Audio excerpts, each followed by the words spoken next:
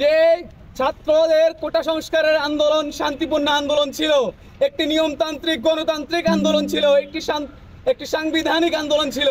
সেই আন্দোলনে সরকার ইন্টারনেট বন্ধ করে দিয়ে ডিজিটাল ক্র্যাকডাউনের মাধ্যমে গোটা দেশে ধ্বংসাত্মক নির্মমভাবে হত্যাযজ্ঞ চালিয়েছে, যা একটি গণহত্যা ছিল। আমরা এই গণহত্যার তীব্র নিন্দা এবং প্রতিবাদ জানাচ্ছি এবং আমরা এটা পরিষ্কার করছি, আজকে আর এই আন্দোলন শুধুমাত্র কোটার আন্দোলনের মধ্যে সীমাবদ্ধ নাই। এই আন্দোলন নিরাপদ বাংলাদেশ তৈরির আন্দোলন।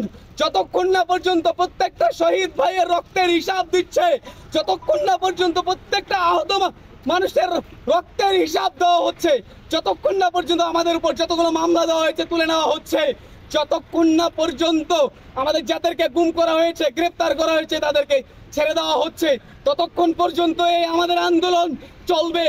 যতক্ষণ না পর্যন্ত আমরা ছাত্র সমাজ জনতার সাথে মিলে যে 9 দফা দিয়েছি, এই 9 দফা যতক্ষণ না পর্যন্ত আদায় হচ্ছে, আমাদের সংগ্রাম চলবে। আমরা আজকে শহীদদের স্মরণে, আমাদের ক্যাম্পাসের ছোট ভাই রুদ্র সেনের স্মরণে এই গেটকে আজকে থেকে এই গেটকে শহীদ রুদ্রতরণ হিসেবে ঘোষণা করছি।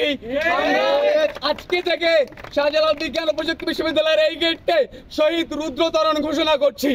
আমরা দেশবাসীর উদ্দেশ্যে বলতে চাচ্ছি, যারা শহীদ হয়েছে দেশের বিভিন্ন স্থানে, তাদের স্মরণে আপনারা প্রত্যেকটা জায়গায় তাদের স্মরণে স্মৃতিফলক, তাদের স্মরণে ভাস্কর্য, তাদের স্মরণে যা করা সম্ভব আপনারা গড়ে তুলুন।